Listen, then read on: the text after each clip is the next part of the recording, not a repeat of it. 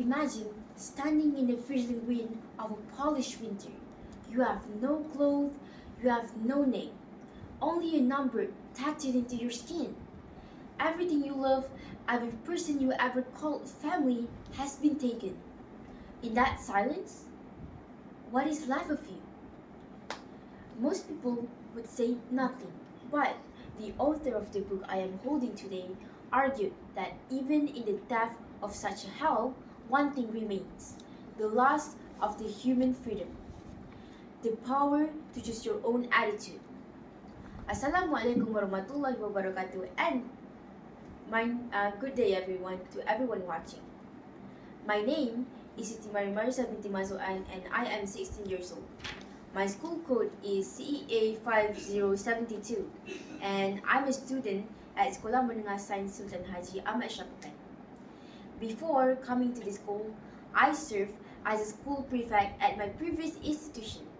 In that role, I spent a lot of time observing people, watching how my peers handle pressure, failure, and conflict. It made me realize that leadership isn't just about the badge that you wear, but it's about the resilience of the person wearing it. This curiosity of the human spirit is what led me to Man's Search for Meaning by Viktor E. Frankl. It is not an easy book to read, but I believe it is necessary one for anyone who's trying to understand what it means to be a human. This volume, published by the Penguin Random House, is quite thin, only about 220 pages, but the weight of this work isn't in its paper, but rather in its truth. When I first opened it, I wondered what a psychiatrist in 1945 could possibly tell a student in 2026. But then I realized something very quickly, that while the world around us has changed, the human struggle to find a reason to be remains exactly the same. This book is a journey through one of the darkest chapters of human history. Dr. Frankl was a psychiatrist in Vienna. Before he was arrested, he went from being a respected doctor to prisoner 119104. In this memoir, he isn't a hero in a traditional sense. He is a witness to suffering. There are three narrative arcs according to my understanding. The first one is the beginning. He described the shattering of the ego the moment you realize your past life is gone. He speaks of the selection, where a single movement of a god's finger determined who lived to work another day and who was sent to the gas chambers. And the second one is the climax. The real conflict in this book is the battle against apathy. Frankl watches as men around him slowly gave up. They would stop moving, stop washing, and eventually stop breathing.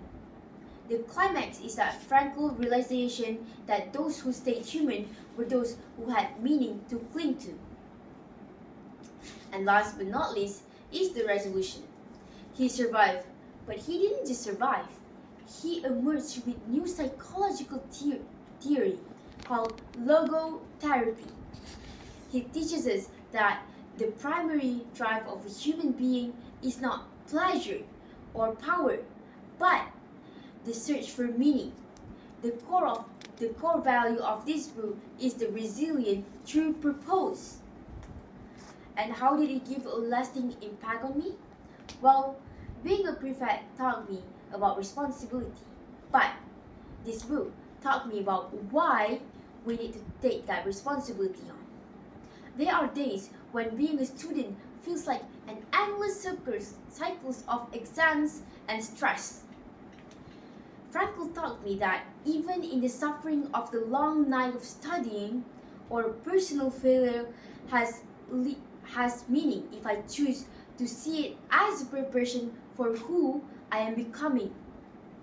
It taught me to stop asking, why is this happening to me?